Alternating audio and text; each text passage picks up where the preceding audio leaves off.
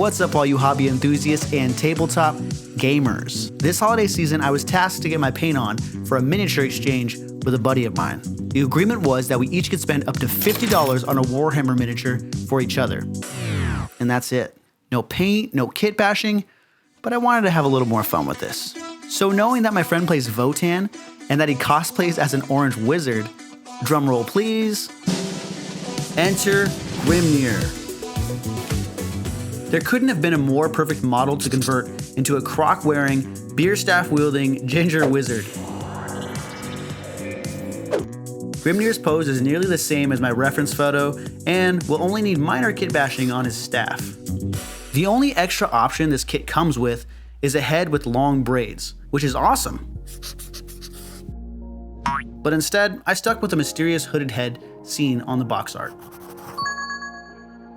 This kit also came with 2 Corv drones, but I thought I'd leave them on the sprue so my friend could have some hobby time of his own. I don't know about y'all, but clipping off the parts and cleaning mold lines to me is the most zen part of the process. I think it's because it's more linear and mindless, but if you were to build a whole army in one sitting, I could see how this step could seem more tedious. My friend's beer staff has a glowing cube on the end, so I had the idea to just use a piece of cut up sprue. But first, I had to remove the head. Making small cuts in the neck, I was able to wiggle off the head and use my hobby knife to clean up the base with a cube. Using Tamiya cement, quick setting extra thin cement, and sprue goo, I was able to connect the cube to the staff and assemble Grimnir without any seams or gaps.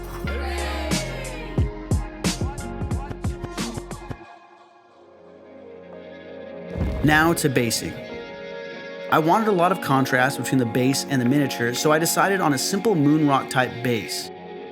Using super glue, I sprinkled on some fish tank rocks I found at my local dollar store. After covering most of the base with the rocks, I filled the gaps with Vallejo Earth texture paste. I used an old brush and really had to load it up to get any meaningful amount into all the nooks and crannies.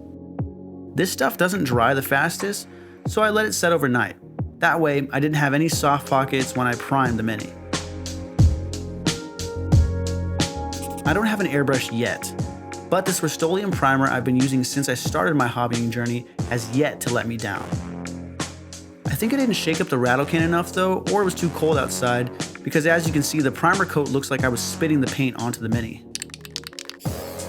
Luckily, Old Faithful came out on top and Grimnir was ready to paint. For the cloak, we're going to start with a base coat of Gorgon Brown. I used a medium shade brush and didn't worry too much about being neat since I was going to go over the messy areas later.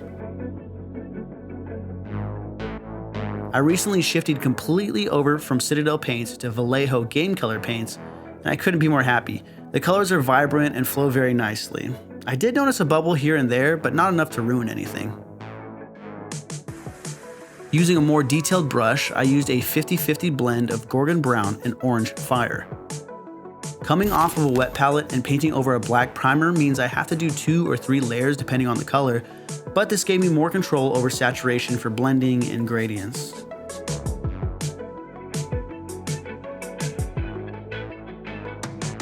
Moving to Orange Fire by itself, I'm trying to build up values around the areas that would be more lit.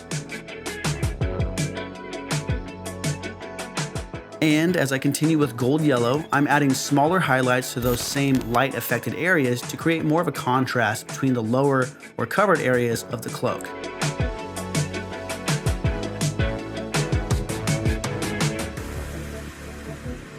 Focusing on the raised areas, you can really see the difference between the dark, less saturated brown shadows and the vibrant orange-yellow highlights. Now for his cosplay, my friend wears a beer bottle print button-up with green bottles, so I started the trim of the cloak with Angel Green. So far the greens in this paint range are my favorite. Beautiful saturation and excellent coverage. Continuing to build up values, I added Scorpy Green, and just like Angel Green, this paint has great saturation and coverage, allowing me to only need 1 layer.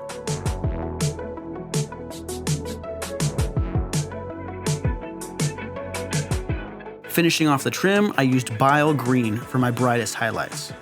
This color translates very well from bottle to mini, maintaining its bright neon characteristics with a single pass.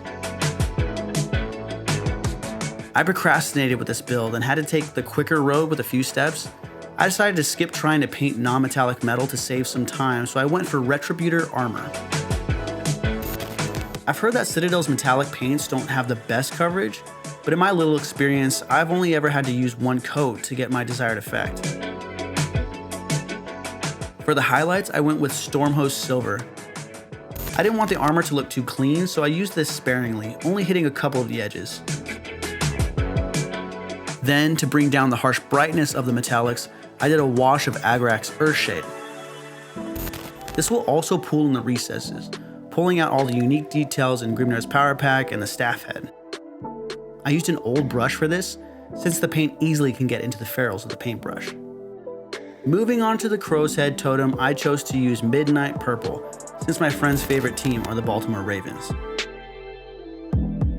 This color goes on smooth, but does need a couple of coats if you want to have any amount of saturation.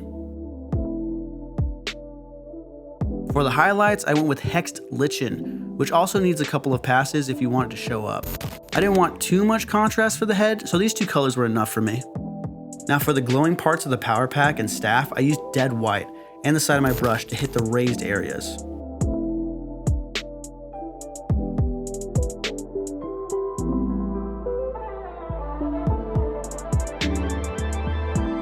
This provided a bright base for dry brushing, which I also did with Dead White.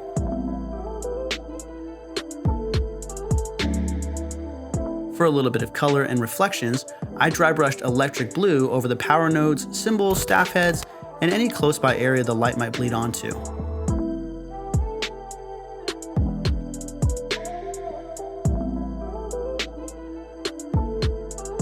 Using Toxic Yellow, I dry brushed around the eye of the crow, and shaking a ton, added that color and a small dot of Dead White for a glow effect directly onto the eye. When it came to Grimnir's belt, I went back to a base coat of Gorgon Brown and then proceeded to Parasite Brown for the first highlight. Painting leather is a super fun part of the build for me, so I usually use more values than I would in other stages depending on the material I'm trying to create. Following that up, I added Off-White to a few edges here and there to simulate wear and tear on the leather. There isn't a lot of skin on this mini, so maybe that's why I didn't spend much time recording this process, but I did use Succubus Skin as my base, building up layers with rosy flesh, then skin tone to get enough coverage to translate his skulking face. Now going back to Gold Yellow, it was time to paint up the ginger beard. The material of my friend's fake beard is very reflective, so I used elf skin tone followed by elfic flesh to create those brighter highlights. I know I keep saying it, but the saturation and flow of these paints are awesome and makes working with them that much more fun. With Grimnir completed, I had another surprise for my friend to paint up before basing. This year, my friend's two childhood black labs passed away. They both lived long lives, but as an ode to them, I found this two-headed Cerberus at my local game store. Starting with neutral gray, I focused on brushing the top left side of the mini, the side that would face Grimnir. Making sure to dab out most of the paint, I lightly swiped and stippled the paint on to keep the black base coat visible. Then going back to Dead White, I brushed around the mouth and dry brushed the chest, the mane, and the tail for some more contrast. I missed recording it, but I wrapped up the Cerberus using Toxic Yellow to paint the eyes with a highlight of Dead White, just like the crow's head. Now to complete the bases, I did a coat of Stonewall Gray, using an old brush. Being more aggressive with my strokes, I noticed a lot more bubbles in the paint, so I did a once-over before moving on. Using a larger dry brush, I hit all the edges with Dead White. Then finished with a clean line of black.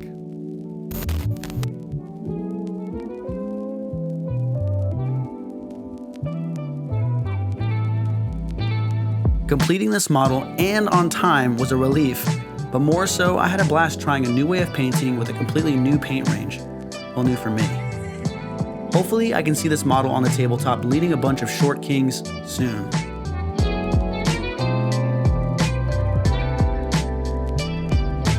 My friend was stoked to be gifted these minis, and in return, I was gifted with this Arch Kavalos Xantos model to paint up. Thanks for watching, and remember to like and subscribe for more gaming and hobby content like this. And if you have mountains of unopened war games, or you're swimming in a sea of gray plastic, just remember, we're all late to game.